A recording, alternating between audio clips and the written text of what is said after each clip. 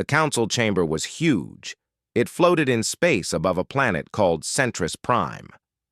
Inside, representatives from 47 different alien species sat in their special seats. The room was built to hold everyone, from the tiny Pixarians who were only 2 feet tall to the massive Kronthians who stood 12 feet high. Captain Minho walked through the long hallway toward the main chamber. His boots made soft sounds on the metal floor. He wore the dark blue uniform of Earth's diplomatic corps. Behind him walked Ambassador June, carrying a small data tablet. She looked calm, but Minho knew she had been preparing for this day for months. They entered the chamber together. Thousands of eyes turned to look at them. Some of the aliens had 2 eyes, some had 6, some had none at all and sensed the world in different ways. But all of them were watching the 2 humans. Ambassador June walked to the center platform. A small hovering device amplified her voice so everyone could hear. "Members of the Galactic Unity Council," she began. Her voice was steady and clear. "I stand before you today to deliver an official statement from the United Earth Government. After careful consideration, humanity has decided to withdraw from the Galactic Unity Council effective immediately." The chamber erupted in noise. Aliens chittered, buzzed, roared, and made sounds that human ears could barely process. Counselor Vrix, a tall reptilian Tarlaxian, raised his clawed hand. The noise died down. "Withdraw?" Vrix's translator made his voice sound smooth and amused. "Ambassador June, surely this is some kind of negotiation tactic? What does humanity want? Better trade terms? More representation?" June shook her head. "This is not a negotiation. We are simply leaving. We have philosophical differences with the Council's direction. Our values no longer align with this organization." Another counselor, a floating gas creature named Hollis, pulsed with colors that meant confusion. "But humanity has been a member for 80 years. You are integrated into our systems. You cannot simply leave." "We can," June said. "And we are. All proper procedures have been followed. We are breaking no laws or agreements." Minho watched the aliens whisper among themselves. He could see they did not understand. Most of them looked more annoyed than concerned. Vrix laughed, a hissing sound that his translator turned into a chuckle. "Let us be honest, Ambassador. What has humanity contributed to this council? Your technology is average. Your military is nothing special. Your trade presence is adequate but not impressive. If you wish to leave, then leave. The council will hardly notice." Several other aliens made sounds of agreement. Minho felt his jaw tighten, but June's expression did not change. "Thank you for your candor, Counselor," she said. "We will begin the withdrawal process now." She tapped her tablet. "All access codes to shared Human Council facilities are being transferred to Council control. All joint project data is being handed over. All military intelligence sharing protocols are being terminated. All trade agreements are being dissolved according to their termination clauses." Commander Hyunwoo appeared on the large view screen behind June. He was aboard the Earth defense ship Horizon, in orbit nearby. "All human personnel are being recalled from Council space," he announced. "We will complete the evacuation within 72 hours. "This is absurd," Vrix said. But he did not sound worried. He sounded annoyed, like someone dealing with a child's tantrum. June bowed slightly, the traditional human gesture of respect. "We thank the Council for the 80 years of cooperation. We wish you well in your future endeavors." She turned and walked away. Minho followed her. Behind them, the aliens were already starting to argue among themselves about who would fill the empty human seats and claim human territories in Council space. Over the next 3 days, something strange happened throughout Council territory. Every human ship began moving toward human space. Every human worker at the medical stations packed their belongings. Every human trader closed their shops. Every human diplomat said goodbye to their alien colleagues. Minho stood on the bridge of a transport ship, watching the Council's central station grow smaller in the view screen. Beside him, Jun stared at the stars. "Do you think they will figure it out?" Minho asked quietly. "Eventually," Jun said, "but not yet. They think we need them more than they need us." "And we don't?" Jun smiled slightly. "We never needed them, Captain. We just thought cooperation was the right thing to do. But cooperation requires mutual respect." On the screen, the last human ship departed from Council space. Within hours, human border stations activated their shields and closed their gates. Every communication channel went silent. Every trade route was blocked. Every joint project was abandoned. Humanity did not declare war. They did not threaten anyone. They did not make demands or issue ultimatums. They simply withdrew behind their borders and stopped participating in galactic affairs. The Council held an emergency meeting that night. They decided that humanity's absence would be temporary. Surely the humans would realize their mistake and come back. After all, the galaxy was a dangerous place for a species alone. What the Council did not know was that humanity had been preparing for this for 5 years. They had built new alliances quietly. They had stockpiled resources. They had developed technologies they had never shared with the Council. And most importantly, they had learned that sometimes walking away was stronger than staying where you were not valued. The stars continued to turn, and behind their closed borders, humanity began building something new. 3 months passed since humanity left the Council. At first, nothing seemed to change. The Council meetings continued. Trade ships moved between planets. The galaxy kept turning. Then the problems started small. Dr. Sora stood in the medical supply room of Station Kepler 7, a large Council medical facility. She was one of the last humans still working in Council space, finishing her contract before going home. Around her, alien doctors were counting boxes and checking inventory lists. "We are short on Regenerol 7, said Dr. Thex, a Pixarian who barely reached Sora's waist. His tiny hands held a data pad that looked huge in his grip. "We need it for the patients in Ward 9. Sora checked her own records. "We should have had a shipment last week. Did it arrive?" "No," Thex said. His large eyes blinked with worry. "The supplier says they cannot make it anymore. They were a human company." Sora felt a weight in her stomach. "What about other suppliers?" "All human companies," Thex said. "We checked. 60% of our medical supplies came from human manufacturers. We did not realize this until now." Dr. Korath, a tall Tarlaxian, overheard them. He waved a clawed hand dismissively. "So we find new suppliers. The formula for Regenerol 7 is in the database. Any decent lab can make it." Sora shook her head slowly. "The formula is there, yes. But the synthesis method took us 40 years to perfect. The temperature has to be exact within 0.01 degrees. The mixing order matters. One wrong step and the molecule becomes toxic instead of healing." "Then we will figure it out," Korath said confidently. "How hard can it be?" Sora did not argue. She just finished packing her personal belongings. 3 days later, she boarded a ship back to Earth. Behind her, the Council medical teams tried to make Regenerol 7. Their first batch poisoned 6 patients. Their second batch did nothing at all. Their third batch worked, but only at 30% effectiveness. The problems spread beyond medicine. Engineer Taman sat in his apartment on Earth, drinking tea and watching the news. The reports showed Council trade ships stuck in traffic jams in space. Routes that used to take 5 days now took 7. Some shipments were getting lost completely.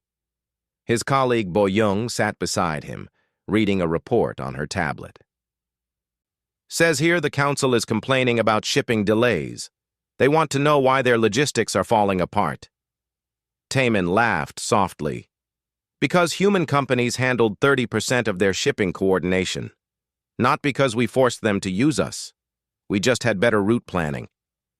What was so special about our route planning? Boyong asked. Mathematics, Taemin said. We had computers running optimization algorithms 24 hours a day. We tracked gravity wells, solar winds, traffic patterns, fuel efficiency, and maintenance schedules. Every route was perfect, not just good. And the council did not do this? They did it okay. We did it perfectly. There is a big difference between okay and perfect when you are running 10,000 ships across 50 star systems. Boyong shook her head. They will figure it out eventually. Maybe, Taemin said, in 5 or 10 years. Until then, their economy will slow down. Goods will cost more. People will wait longer for deliveries. On the news, a council spokesperson appeared. She was a Voltan with blue skin and silver eyes. The recent disruptions in trade are temporary, she announced. The council is adapting to humanity's unexpected departure. We assure all citizens that these are minor inconveniences. Taemin turned off the screen. Minor inconveniences, he thought. They still do not understand. More cracks appeared. The council's financial markets began acting strangely. Stock prices swung wildly. 2 major currencies crashed within a month. Banks that had been stable for centuries suddenly faced collapse. Analyst Minji worked in Earth's Economic Intelligence Division. She received reports from human traders who still had contacts in council space. The reports painted a clear picture. For decades, human financial analysts prevented market crashes, she explained to her supervisor. We ran predictive models. We spotted problems before they became disasters. We quietly advised council banks when they were taking too much risk. Her supervisor, an older woman named Heejin, frowned. And they did not know we were doing this? They knew humans worked in finance, Minji said. They just thought we were normal analysts. They did not know our computer models were 10 years ahead of theirs. They did not know we were the safety net keeping their entire economic system stable. And now there is no safety net. Now there is no safety net, Minji agreed. The council held emergency economic meetings. They hired new analysts to replace the humans, but the new analysts did not have the tools, the training, or the experience. They tried their best, but it was like asking someone who could play checkers to suddenly play master-level chess. Diplomat Nari received the first official contact from the council since humanity left. It came through a communication channel, marked urgent. She opened it in her office on Earth's orbital station. The message was from the Xyloth Empire, one of the council's military powers. They needed help. A colony world was in rebellion. They requested human mercenary companies. Nari remembered the Xyloth. They had always been polite to humans, but never friendly. They had voted against humanity's proposals in the council 17 times in the past decade. Now they needed help. She composed a response carefully. Thank you for your request. Earth's private military companies are currently focused on independent operations. We must respectfully decline. We wish you success in resolving your situation. The response was polite, professional, final. The Xyloth tried to handle the rebellion themselves. Without human peacekeepers, they used pure military force. The rebellion was crushed after 3 months instead of 3 weeks. The colony world was left devastated. Millions died who might have been saved through negotiation and careful intervention. Back in the council chambers, Councillor Vrix reviewed the reports coming in from across council space. Medical shortages, trade delays, economic instability, military failures. This is just an adjustment period, he told the other councillors. Every system has redundancy. We will adapt. But in private, Vrix looked at the numbers, and for the first time, he felt something he had not felt in decades. He felt worried. The cracks were spreading, and they were getting bigger. 6 months after humanity left, the cracks became a flood. The plague started on a mining colony in the outer reach. workers began showing symptoms: purple spots on their skin, difficulty breathing, extreme fatigue. Within days, it spread to 2 nearby planets. Within 2 weeks, 3 entire star systems were under quarantine. Dr. Thex worked around the clock at the Council's Central Medical Command. He was exhausted, his small Pixarian body running on stimulants and determination. The plague was killing people fast, but they had identified it. They knew the cure. The cure needed a special enzyme stabilizer, a chemical that kept the medicine working in the body long enough to kill the disease. Without the stabilizer, the medicine broke down in minutes. With it, patients recovered in days. "We have the formula for the stabilizer," Thex told his team. "Begin production immediately." His assistant, a young Tarlaxian named Skell, looked uncomfortable. "Doctor, the formula requires equipment we do not have. The human medical companies used special synthesizers. Very precise, very expensive. We voted against purchasing them 3 years ago because we thought they were unnecessary. Then contact the human companies. Buy the stabilizers from them." "We tried, Doctor. They said no." Thex felt his heart sink. Pixarians had 2 hearts, and both of them hurt now. "What exactly did they say?" Skell pulled up the message. It was from Diplomat Nari of Earth. The message was short and polite. "We are not accepting new trade agreements at this time. Best of luck with your medical situation." "Best of luck?" Thex whispered. "People are dying." "They know," Skell said quietly. "They just do not care anymore." The Council tried to make the stabilizer themselves. Their first attempts failed completely. Their improved attempts produced a weak version that only worked half the time. People kept dying while they experimented. Finally, after 6 weeks, they created a stabilizer that worked well enough. But by then, 4,000 Council citizens had died. 4,000 deaths that could have been prevented if humans had helped. If humans had cared. But humans did not care anymore.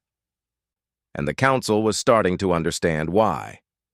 Commander Junho sat in his office on Mars, reviewing contract requests. His company, Valkyrie Solutions, was one of Earth's premier peacekeeping and security firms. Before humanity left the Council, they had been very busy. Now they were even busier, but only with human clients. His assistant Do-hyun brought in another message. "The Xyloth Empire is requesting help again. They say they will pay triple the normal rate."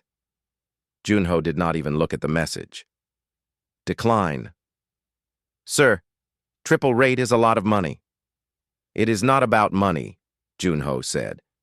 "The Xyloth voted against our proposal to stop forced labor in the mining colonies. They called us too soft, too emotional. They said humans did not understand how the real galaxy worked. That was 7 years ago." "I have a good memory," Junho said. "Decline the contract." Similar scenes played out across human space. Requests for help came in daily from Council species, medical experts, engineers, financial advisors, diplomats, teachers, scientists. The Council needed humanity for hundreds of things they had never appreciated before.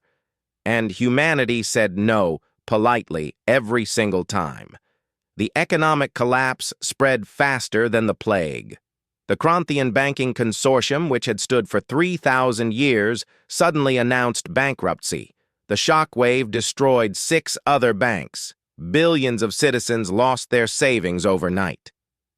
Analyst Minji watched the collapse from Earth. She could see what was happening. The Kranthian banks had invested heavily in trade routes that no longer worked efficiently. They had bet on growth that required human logistical support. Without that support, their investments became worthless. "Could we help them?" asked her colleague Kyung-ho. "Yes," Minji said. "We could send a team of analysts. We could fix their models. We could stabilize the banks in maybe 3 months." "Then why do we not help?" Minji turned to look at him. "Because for 80 years we gave them our best advice. We showed them the risks. We warned them when they were making mistakes. And they ignored us half the time. They called us too cautious, too conservative. They said humans did not understand alien economics. So this is revenge? No, Minji said firmly. This is consequence. We are not hurting them. We are just not saving them anymore. There is a difference. The council held an emergency session. All 46 remaining species gathered. The chamber that had once been full was now dotted with empty spaces where human representatives used to sit. Councillor Vrix stood at the center platform. He looked tired. His scales, usually bright green, had faded to a dull olive color. Fellow councillors, we must address the reality of our situation. Humanity's departure has caused significant disruption. Disruption? Councillor Hollis pulsed with red colors, meaning anger. My species has lost 30% of our trade income. Our economy is collapsing. This is beyond disruption. We are experiencing medical crises, added Councillor Pethrax, a spider-like arachnoid. Supply shortages, equipment failures, knowledge gaps. We relied on human medical expertise more than we realized. Vrix raised his hand for silence. I propose we contact humanity. We offer them incentives to return. Better terms, more representation, greater voice in council decisions. Why would they accept? Asked a small councillor from the back. We offered them nothing when they were here. Why would offers work now? The chamber fell silent, because the councillor was right. Humanity had asked for very little during their 80 years in the council. They had simply done their work quietly and well, and the council had taken that for granted. Perhaps, Vrix said slowly, we could explain that we made a mistake, that we see their value now. You want us to apologize? Hollis pulsed with purple, meaning shock. I want us to survive, Vrix said. The debate continued for hours. Finally, they agreed to send a message to Earth, an official request for dialogue, an offer to discuss humanity's return to the Council. Diplomat Nari received the message in her office. She read it carefully, then archived it without responding. Ambassador June asked her about it later. Are you not going to answer them? Eventually, Nari said, but not yet. Let them understand what they lost. Let them really feel it. Then maybe they will be ready to treat us as equals instead of as useful servants. Outside the window, Earth rotated below them, peaceful and independent. Humanity was building something new now, something better. And whether the Council survived or fell apart was no longer humanity's concern. The cascade had begun, and there was no stopping it. 1 year had passed since humanity walked away. The Council was breaking apart. Analyst Minji sat in her office on Earth's Strategic Intelligence Division, reading reports that made her shake her head. Humanity still had sources inside Council space, old friends, traders who preferred Earth's fair deals, scientists who shared information freely. These sources painted a clear picture of what was happening in the Council. The picture was not pretty. Minji compiled the data into a report for her superiors. The numbers were striking. 14 species facing complete healthcare system collapse. Trade between Council species down by 34%. Joint military operations failing at a 60% higher rate than before. 12 new armed conflicts that had erupted without human mediators to calm tensions. But the most interesting number was different. It was not about failure. It was about understanding. 7 Council species had formally requested to open dialogue with Earth about leaving the Council and joining humanity's new alliance. 7 species who finally understood what humanity had been all along. Ambassador June reviewed the report in her quarters. Beside her sat Captain Minho, now promoted to Admiral. They had worked together for 20 years, and he could read her expressions easily. You are thinking about something, Minho said. The Tarlaxians are planning something stupid, June replied. She pointed to a section of the report. They think humanity was holding them back. They think now they can expand their empire without human interference. Expand where? The Helios sector. 3 unaligned systems, rich in resources. Minho frowned. Those systems have defensive pacts with each other. The Tarlaxians will face united resistance. The Tarlaxians think they can win anyway. They have a large fleet. But terrible logistics, Minho said, understanding now. Human contractors maintained their supply chains. We made their fleet effective. Exactly, June said, and they still have not figured that out. 3 weeks later, the Tarlaxian fleet entered the Helios sector.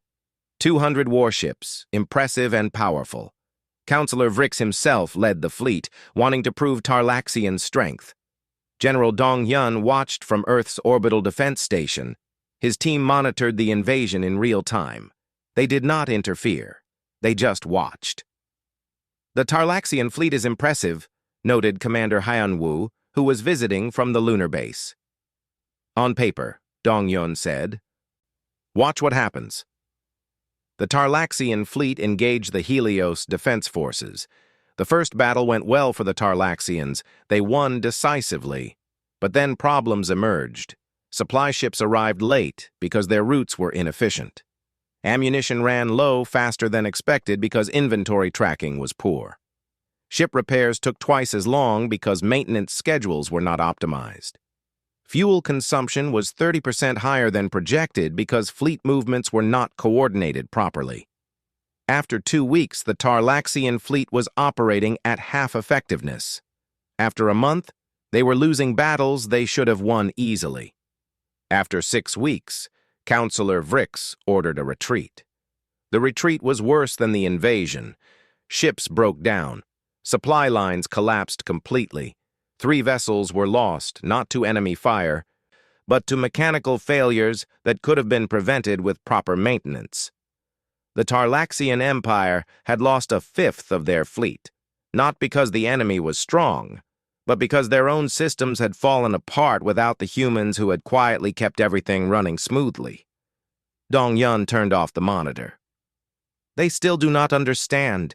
They think they lost because of bad luck. They do not realize they lost because we are not there anymore. But some aliens were starting to understand. Counselor Vrix returned to the council chambers a changed being. His scales were dull. His eyes were tired. He requested a private meeting with the council leadership. I was wrong, Vrix said quietly. The room was small, with only 5 other senior counselors present. We were all wrong. About humanity. What do you mean? Asked Counselor Pithrax. I thought humans were average, Vrix said.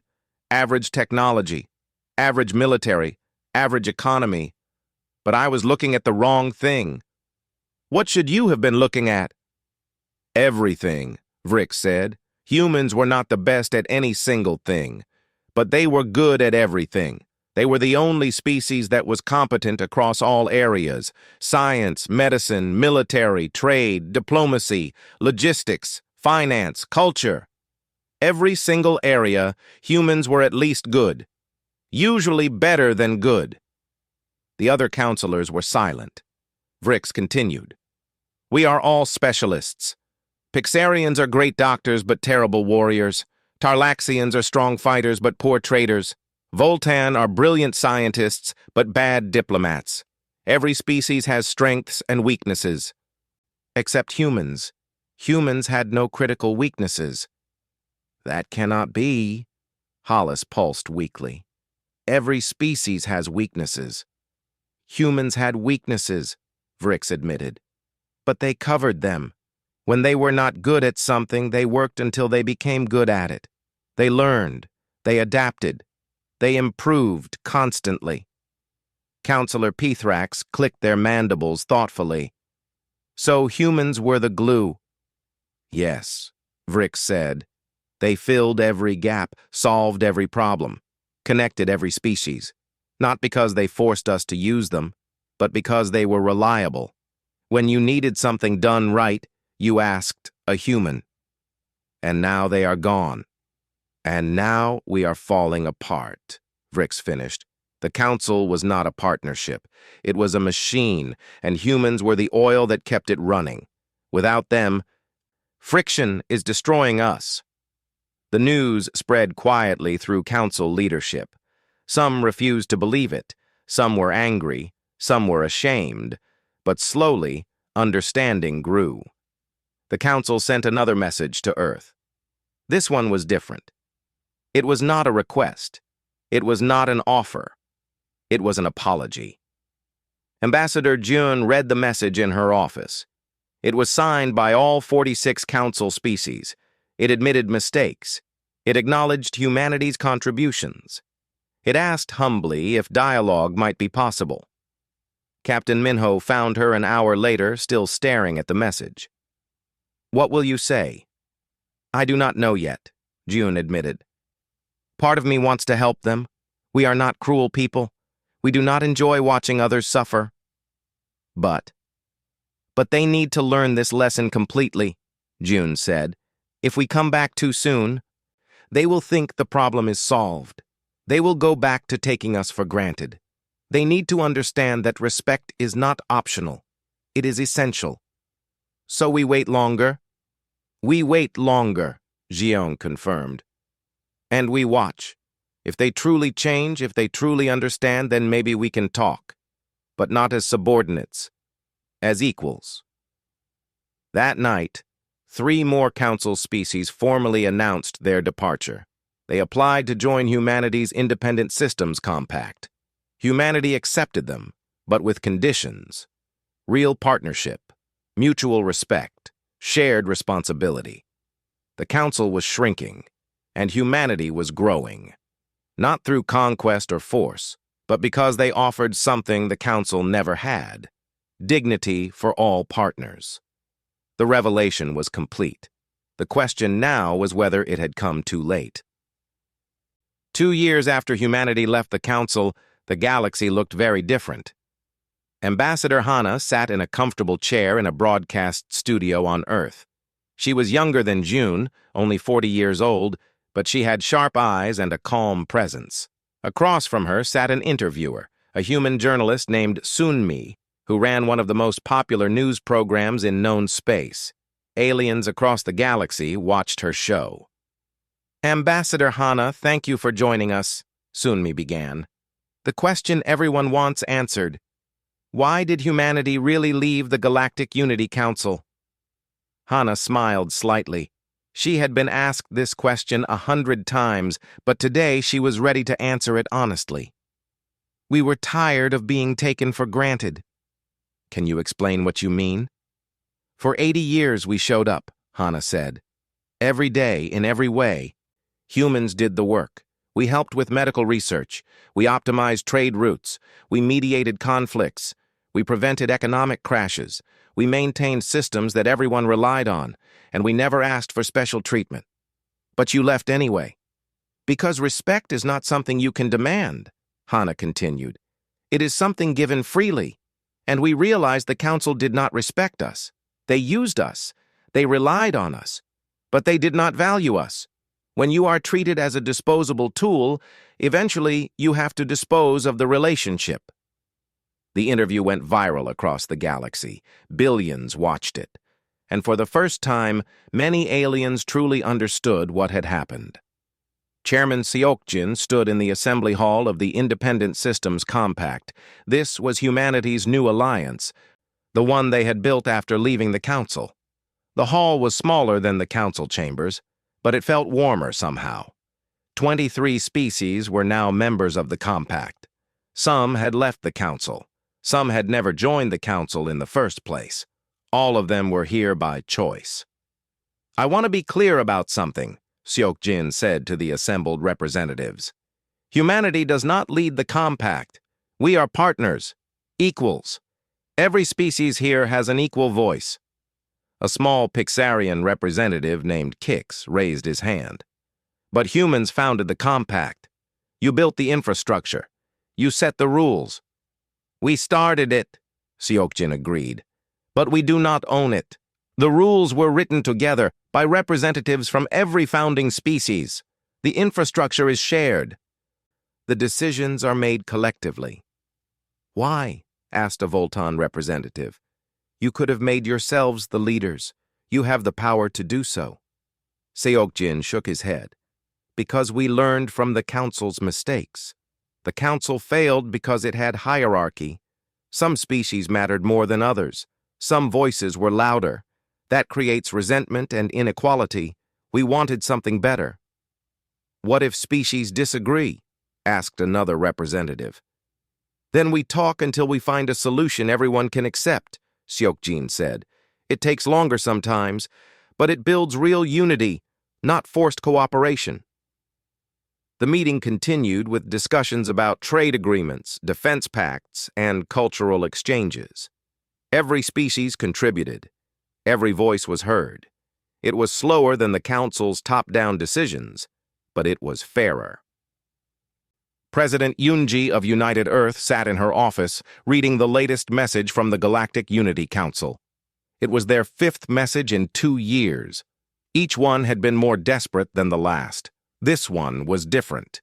It was not just an apology. It was a plea. The Council offered humanity unprecedented concessions, permanent seats in the Leadership Council, exclusive trade rights that would make Earth rich, supreme command of all joint military operations, veto power over any Council decision. Basically, the Council was offering to make humanity the rulers of the galaxy. Yoonji read the entire document carefully. It was actually quite generous. The Council was willing to give humanity everything they had never had before, all the power, all the control, all the prestige. She thought about it for exactly 5 minutes. Then she scheduled a live broadcast. The broadcast reached every corner of known space. Billions of beings watched as President Yoonji appeared on their screens. She held the Council's offer in her hand. I have received the Galactic Unity Council's latest proposal, she began.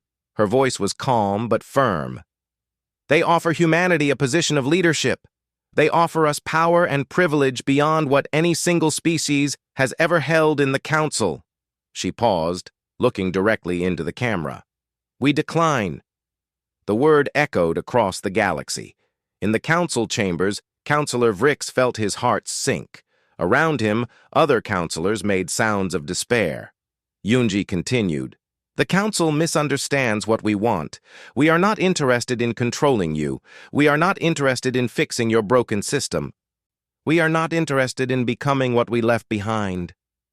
She set the document aside. For 80 years, we tried to be good partners. We contributed, we helped, we showed up. And we were treated as useful tools, not as valued equals.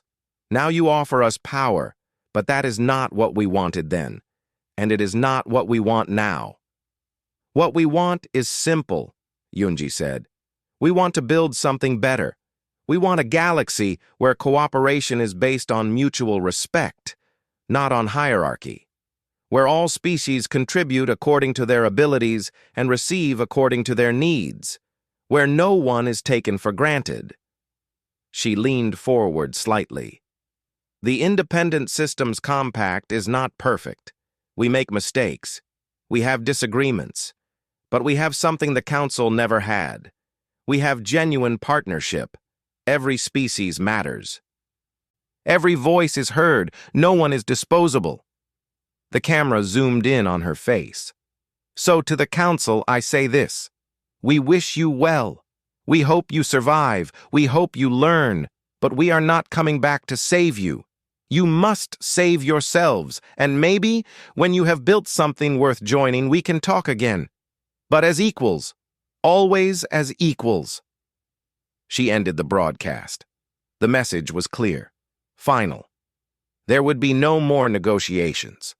In the Council chambers, the reality finally set in completely. The chamber was half empty now. 21 species had left, joining humanity's compact or forming their own independent alliances. Only 26 remained, and more were considering departure every month. Councillor Vrix stood alone on the central platform after the other councillors had left. He looked around at the empty seats. This chamber had once represented the United Galaxy. Now it represented the cost of taking others for granted. He thought about Ambassador Xian's words, spoken 2 years ago. Our values no longer align with this organization. He finally understood what she meant. It was not that humanity had different values.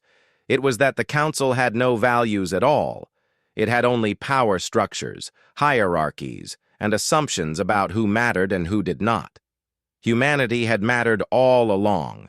They just stopped accepting being treated like they did not. Meanwhile, in the Independent Systems Compact, life continued. New species applied to join every week. Trade flourished. Scientific cooperation produced breakthrough after breakthrough. Conflicts were resolved through dialogue, not force. Admiral Minho visited one of the Compact's joint research stations orbiting a beautiful ringed planet. Scientists from 12 different species worked side by side, sharing ideas freely. A young human scientist named Boram showed him around. "It is different here than in the Council," she said. "When I worked at a Council research station, human ideas were always questioned more harshly. We had to prove ourselves constantly. Here, everyone's ideas are valued equally." "That was the point," Minho said. "Everyone contributes. Everyone matters." "Do you think the Council will survive?" Boram asked. Minho looked out the window at the stars. "Maybe, if they change completely, if they rebuild based on respect instead of hierarchy. But that is their choice to make, not ours." "And if they do not change?" "Then they will keep shrinking until they disappear," Minho said simply.